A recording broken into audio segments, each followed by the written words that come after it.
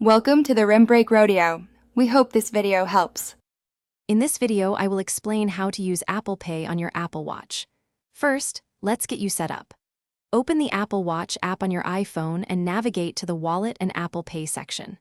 From there, tap Add Card and follow the simple on-screen prompts to either add a new card or select one already linked to your iPhone. Your bank might ask for a quick verification, perhaps a text or a call, to ensure everything is secure. Once your card is added, making a purchase is incredibly easy. When you're ready to pay, simply double-click the side button on your Apple Watch. Your default card will pop up, but you can easily swipe to choose another if you have multiple. Then, just hold your watch's display close to the contactless payment reader. You'll feel a subtle tap and hear a beep, confirming your payment has gone through successfully. It's that simple.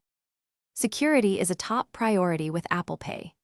Each transaction uses a unique, device-specific number and a one-time transaction code, meaning your actual card numbers are never stored on your watch or on Apple's servers.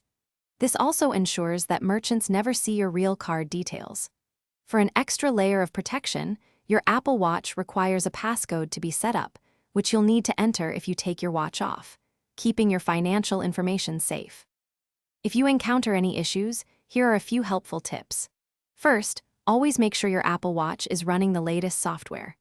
Also, confirm that your specific bank and card are supported by Apple Pay. If a payment doesn't go through, a quick restart of both your Apple Watch and iPhone can often resolve minor glitches.